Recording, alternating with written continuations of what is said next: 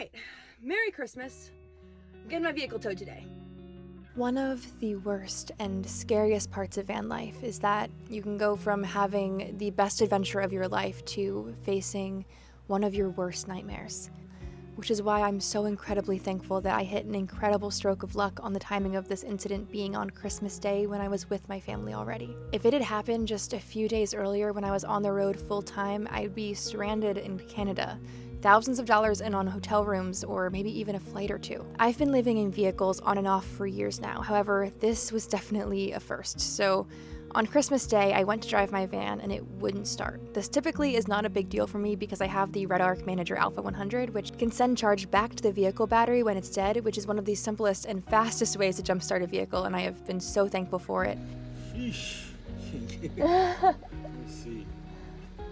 However, for some reason today, it just wasn't fixing the issue, which was a bad sign that I probably had a bigger issue than a drained battery. I tried 3 different times to recharge it. The lights and the radio worked too, so I suspected it wasn't the problem, but the van did eventually just not even make a sound when I turned the key. So I knew it was time to clean out the van of all my important belongings and call a tow truck. These are the moments in van life that you just have to take a deep breath and cross your fingers that whatever the problem is, you can afford it and that you can get back on the road soon, because everything just feels and really is out of your control. I'm sure how I would feel if my home was towed away.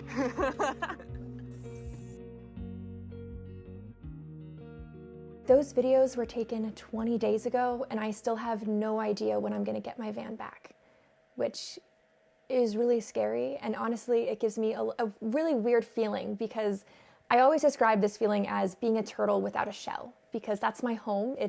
For me, it's also now my job, so my whole life revolves around that vehicle. My independence and my ability to be on the road and see cool things, and all of my plans and goals for the year depend on that vehicle and that vehicle being able to drive. About 5 days after being towed, I did get a call from the dealership saying that it was only the starter and that it was going to be covered by my powertrain warranty, which is a relief. That means I'm not going to have to worry about a huge cost or expense. They also told me they had the part in stock and were going to be able to get me back my vehicle very soon. And I got a call yesterday after having to call them numerous times with no response. And they finally got back to me, and he said that they did not have the part and that they were still waiting to receive it. And which was interesting to me, because before they told me they had the part and that it was just going to take a bit because they had to have these big lifts, that my vehicle is very heavy, so it had to be on this very specialized lift that was very busy, so it would take a while.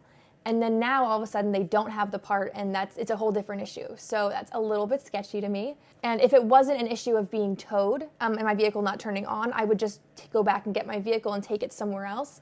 But I'd have to pay to get my vehicle towed again, which I don't think my insurance will cover. I'm not sure. So I've just been playing the waiting game, because I've been incredibly lucky and just grateful that I've been at my parents' house this whole time, that it happened to happen on Christmas. And honestly, just this whole month has been a whirlwind of shit hitting the fan. I got called for jury duty for the 4th time in 3 years. My license expired. I have to go to the DMV and get it renewed. My van broke down, and I have a whole long series of doctor's appointments, and the doctor appointment I had in November is still sending me bills, which is crazy. Like, why don't you tell me how much it costs up front and not just send me random bills out? So there's just been a lot of things that have been happening that have kept me off the road, because all of those things involve me being in my home state. So I guess what I want to say with this video is full-time van life isn't possible every day of the year. Sometimes you have to take breaks or go back to your home state to do certain things. And I just want to express how the world doesn't cater to the nomadic van life lifestyle. And that's okay, I'm not asking it to. But there's definitely things you have to get prepared for and know about before you get into it. I actually tried to fix my back door a long time ago, back when I was living in Vegas, and so my back door is kind of cracked and it's angled, because I went like back road driving with the ProMaster, which is not what ProMasters are for. And so the back door is kind of tilted and it looks like it's open sometimes. And while living in Vegas, I had 3 different occasions where people tried to open that back door, one while I was sleeping in it, which is terrifying. So it's a really big deal that I get this back door fixed, because it's just a safety thing. It's a big reason as well that I installed like a back door exterior lock, which before I was like, If you put an exterior lock on it, then people are going to know you have valuables in there. But now I'm like, if I put an exterior lock on it, people are going to stop trying to freaking open it. The point is, I need to get the back door fixed. And so I made an appointment with a dealership in Vegas because I still had a warranty that would have fixed the back door. And they said that even though I had an appointment scheduled and I was on time, that I had to leave the vehicle and it was going to be days before they even were able to look at the vehicle to fix the issue. And so they were like, well, yeah, you can, Uber back wherever you need to go. And I was like, no, you don't understand. Like, I live in this vehicle. I need this vehicle. Otherwise, I have to pay for a hotel for all of those nights. And I said, well, can I bring the vehicle back when you're ready to actually look at it? And they said, if you leave with your vehicle, you forfeit your place in line and you no longer are in line to be able to have your vehicle looked at. So basically, they were saying the same thing that's happening to me now, which is if you go to a dealership, there's a long line and you have to just wait and you have to just give up your home and pay for a hotel and pay for an Uber or a rental car. Honestly, if it was Vegas, I think what I would have ended up doing if I was in this situation is renting out like a minivan and turning it into a camper for a few days. But that's still going to add up and cost me money to the point of which, why am I even, I would never go back and pay for an extended warranty or a fancy warranty on my camper van when I know that dealerships are going to make me wait and have to pay money to be able to get things fixed. So at this point, I know when I'm on the road, I don't want to go to dealerships because this 20-day long thing, I actually had an appointment set on December 26th with the dealership to get my back door fixed. So it wasn't a random thing that they're throwing me in. I had an appointment and I just switched it out from fixing my back door to being the starter issue. And I'm still waiting this long. My 2 cents, now that you've added that tidbit that I didn't know about, that your original appointment was for your back door, not for the starter, that's 2 different shops. Back door is probably going to be done by the bodywork guy. Well, I had an appointment for the back door and for the cigarette lighter smoking. The back door might have been a body shop guy, body guy. Interesting. Something else that I think is kind of hilarious is I posted a photo of my vehicle being towed on my Patreon like a few days after it happened. And someone immediately commented back and said, hey, it's probably your starter and here's a 15-minute video of how to fix it. So if I would have waited and just wrote on Patreon what happened, I probably could have fixed it and had it back by now and just did it in my own driveway and never lost my vehicle. So basically what I'm saying is from now on, I'm just going to post my issues on my Patreon and fix my issues myself. I don't know how to diagnose my vehicle, but I do know how to fix things and I feel confident in that. And I think people tell me that if you get into bus life and you want to live in a bus, you have to learn how to fix it yourself because you're going to have a hard time finding people and it's going to take forever. And honestly, I'm seeing that even cross over into van life here where losing your vehicle for a small amount of time is a very horrendous, scary, expensive thing. So being able to fix your vehicle is an incredible skill to have. Also, this whole thing is a really great reminder of why having good insurance is super important. The insurance was going to pay for me to get an Uber to wherever I wanted to go, but of course they're not going to pay for hotels or whatever, I don't think. So getting a good insurance that will help and cover some of these things is great, but also having a backup savings account or emergency fund, because if not, if I was in Canada still, this would have added up so fast. And I remember my first 2 years of van life when I was doing van life, trying to pay off debt and just having like a low paying job, and this kind of thing would have sent me into a meltdown. Now I'm very blessed that I have a good job and I've been able to pay off those debts, and being in van life for 4 years, I've been able to save some money. So when this happens, I'm not as horrified. But back then when I was in van life, partially for like money reasons, it was terrifying. Whenever my vehicle went into a shop, I was so scared because you have no option. You have to get it fixed. That's your home. So having an emergency fund and having a backup will just make you feel so much better. And going off that, by the way, after I get my vehicle back from this dealership, I'm actually taking it into my local mechanic, which I love my parents' local mechanic because he gets that I work with my vehicle and then I need it back and that it's my home. So what he'll do is he'll go in and he'll look at it and diagnose it, and then I can have it back for as long as I want. He lets me come in and pick things up out of it, whatever. And so then I kind of drop it off, diagnose it, and then he says, hey, I got the part, this whatever, you can bring it back now. With the dealership, they said if you pick it up at all, you've lost your spot. So there's definitely advantages to having a local mechanic, even if you have the warranty that's covering whatever part that is. Because I don't know how much a starter is, but I highly doubt it's 20 days of a hotel. But that to say, my point is, after these 20 days or 30 days or whatever it ends up being with the dealership, my van's then going to my local mechanic to get the back door fixed and to get the cigarette lighter fixed because it started smoking when I was in Canada. So I need to get both of those things fixed, which I'm sure will be long, extenuous kind of things. So I may be losing my vehicle for over a month, which is insane. With all of that said, I think this brings us to a good point to talk about the sponsor of today's video, VanTrue, which is a dash camera company. About 5 months ago, unsponsored, I installed the VanTrue Sonic 1 Pro dash in my camper van, and today I'm installing the N4 Pro in my mom's car. Personally, I realized I needed a dash camera in my van the day I woke up surrounded by cops with guns, and it was very scary. But now with this camera, it will record on a loop for 12 hours, and with the hardwiring kit, it has 24-hour parking mode and collision detection. So it's not only for when I'm driving, which as a van lifer is really nice because honestly, most of my scary stories happen when I'm parked. But the biggest point for me on this is that I've already spent thousands of dollars on my van build, and I could get into an accident at any moment, and being able to ensure my hard work is really important to me. So I absolutely encourage anyone doing a van build to invest in a dash camera because the cost can pay for itself tenfold if you ever get in an accident. Something else I upgraded for both of our dash cameras was the CPL filter to help reduce the glare from the glass. The app takes moments to connect and gives me instant access to hours of footage. One thing I didn't like in my last install is that it had to be put into the cigarette lighter because that's where I put my power stations, but they actually have an add-on now you can get for a hardwire kit. And I think the most important part of a dash camera is making sure it can read license plates, and that's what their plate picks technology does, and I have been very impressed with the videos this takes. It includes 4K 3-channel recording and the Sony night vision features, so if you're interested in putting more protection on your camper van or RV or car and want to learn more about VanTrue, check out the link in my description. Something else that's got me off the road a few times in the last few years is jury duty. I have been called 3 times in 4 years, which at this point I'm starting to think, like, am I being pranked? The first year that I got called for jury duty, I messaged them and I said, hey, I travel full-time for my job. I'm not going to be able to make it. And they said, that's fine. We're just going to, call you again in the future, possibly. And I said, perfect. I've gotten out of this, great, because I'm not anywhere near my home state. And then they called me again the next year, and I was like, oh, they were serious. They really are going to call me back. The date they had scheduled me for was December 23rd, which I thought was perfect, kind of just do it and get it out of the way, because that's Christmas time, and I always go home to my family for Christmas. Then they canceled it, like 3 days before the day I was supposed to, show up to court, which did upset me a little bit, because I thought to myself, what if I had flown home from wherever I was traveling at to go just for jury duty, and then paid for a hotel in the area and had done all these things, and then like last minute they cancel it? That would have been super upsetting. Luckily it was at a time that I was already at home, but then they called me again this year. So they skipped 1 year of calling me for jury duty, and then they called me again. Basically this all started as soon as I started van life, unfortunately. And so they called me again this year, also December 23rd. And then they canceled it again, like 2 days before. And they call you and text you a million different times in like 2 months leading up to it to remind you, like, hey, you're gonna be there, right? You're gonna be there.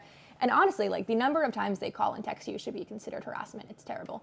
But yeah, so I kind of accounted for that in my van life travel, having to come back for jury duty, and I'm sure I'm gonna get called again. If I'm called for a third year for December 23rd, I will think it's a prank. Like, what? And if it's canceled, oh my gosh. So jury duty is a thing that can come up and stop you from full-time travel. And maybe they'll prank you too and just cancel it 2 days before every time, for whatever reason. Something else that has been very difficult about full-time travel, which I'm taking advantage of being home right now to be able to finally take care of, is doctors and dentist appointments and just hospitals in general. Getting first-time patient appointments are very expensive, and I've actually turned to like Groupon for getting like cheap starting appointments. And I have a hard time Googling and finding a good hospital or dentist in that area wherever I'm traveling and needing an appointment at that time. And then I get nervous because, so for example, I thought at the beginning of this year that I was going to go for Aspen Dental, because Aspen Dental is located all across America and there's so many locations. But their reviews, they have like 1 star.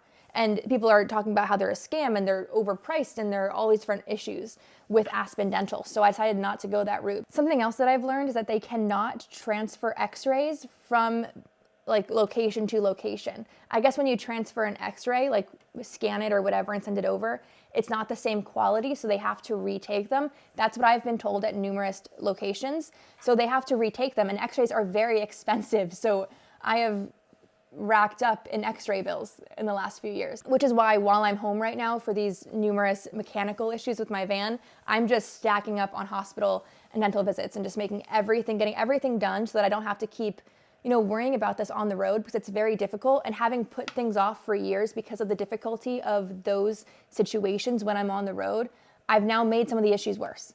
So you can't avoid it. And that's why I'm finally just, taking a break from living on the road full time and going and getting all these things done. Real life comment section. I know people that have their own medical files they carry around. You should be able to have a file with your x-rays in it that they should be able to give you when you walk out the door. So they should. It cost me money. When I was in Vegas, they were like, it's going to cost you money to transfer your files to your new location. I want a hard copy of that file. See what they Well, and they're like, well, we want to see it for ourselves. So they keep doing it. Like, they just want to make money off new patient visits. Oh, yeah. Because they make me do a new, I'm like, because I've said like, hey, here's my issue. And then they're like, no. This is 3 months old. We really need to see a new update. Yeah, exactly. Since then, Yeah, exactly. It's very expensive. I'm going to be spending $10,000 on bills just from these few trips. I feel weird recording while you're standing there. I feel weird. I don't know. Just try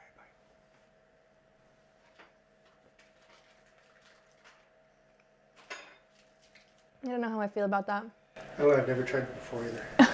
You were a guinea pig.